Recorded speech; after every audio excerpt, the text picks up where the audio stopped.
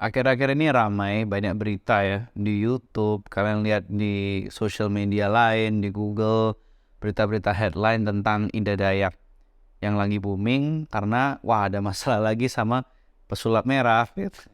Kalau kalian ingat tahun lalu ya, atau 2 tahun yang lalu kan sempat booming juga pesulap merah ini karena tidak percaya atau mau membongkar suatu praktek pengobatan tradisional yang namanya nggak usah saya sebut di sini ya, daripada ntar kena masalah gitu. Tapi ada pertikaian di situ. Ada banyak pihak yang bilang, oh ini hoax gitu. Dia menipu, dia tidak menyembuhkan orang.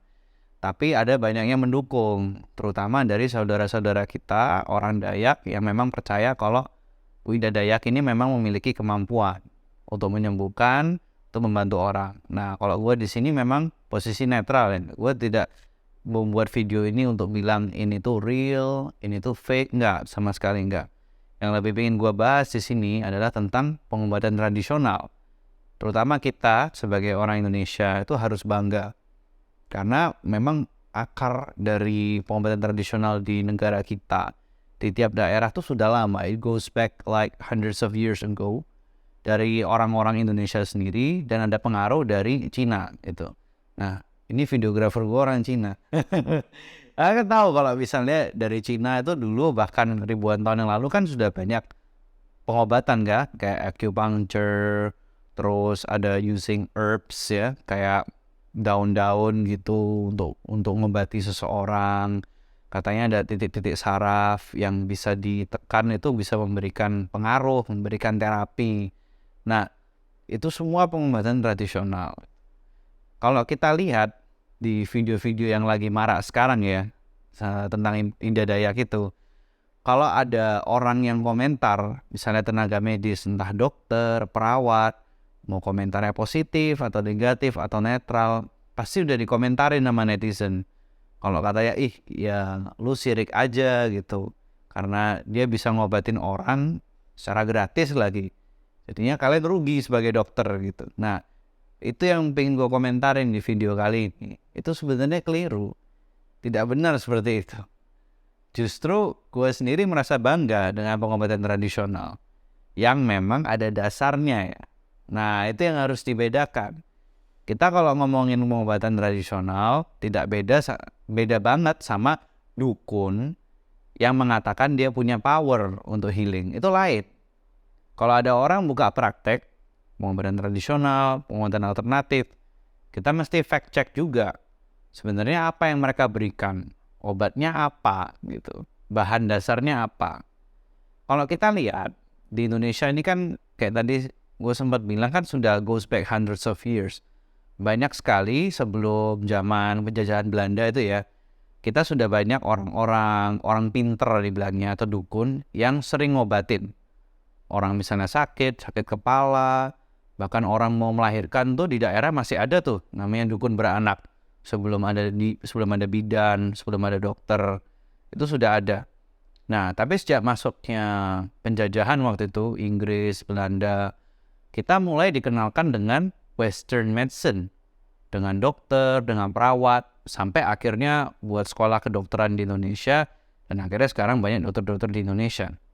Nah, selama perjalanan Western medicine di Indonesia ini, ada banyak pertikaian antara dokter seperti gua yang memang belajar ada ilmu dari textbook, dan memang ada orang-orang tanda kutip orang pintar ya yang mengobati dengan pengobatan tradisional di daerah.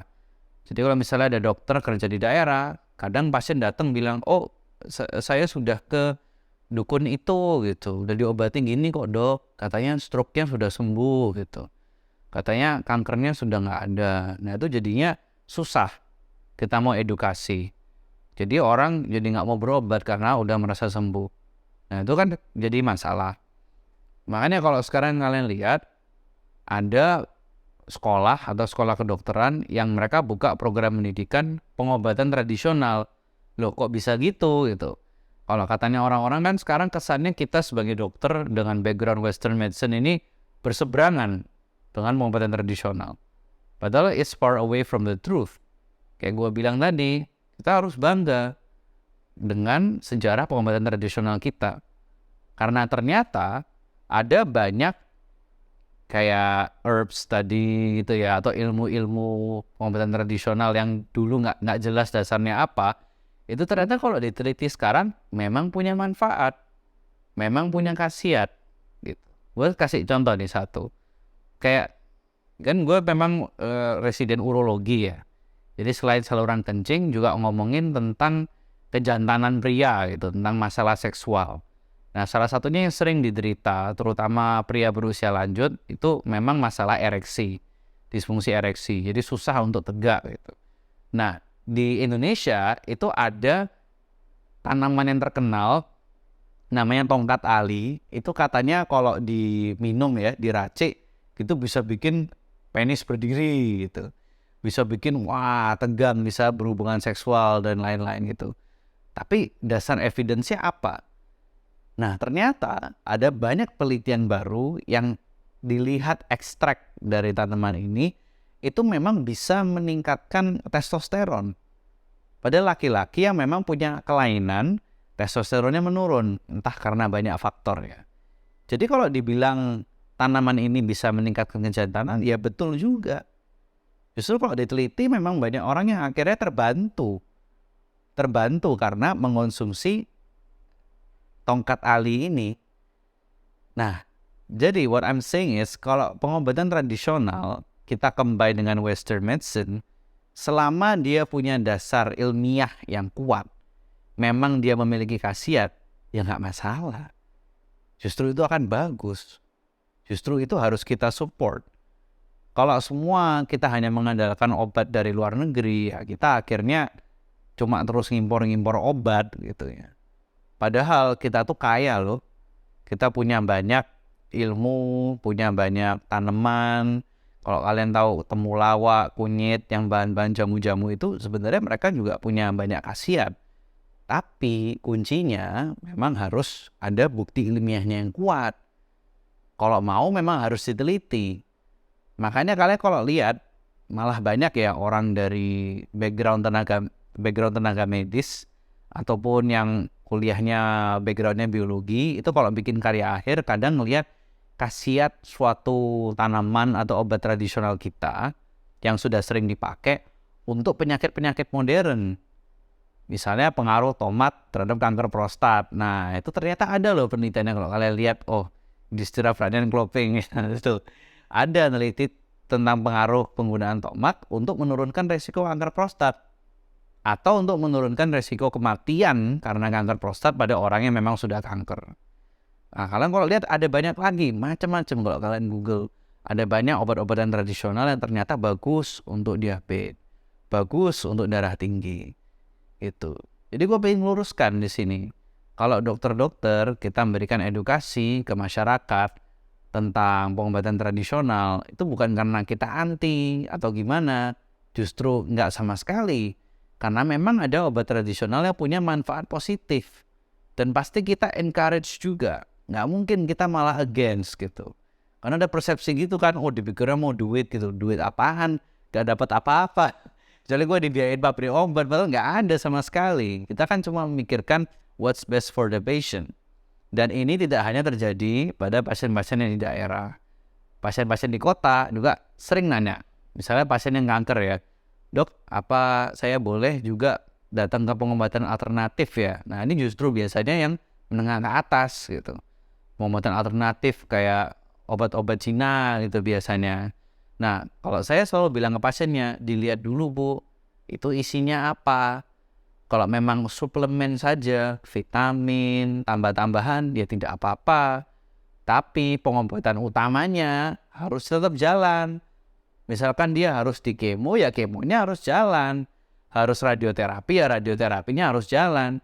Jangan stop terus malah ke pengobatan alternatif saja. Nah, itu keliru. Enak mereka kalau misalnya ngasih obat, bilangnya pasti sembuh, terus gak sembuh, ya sudah.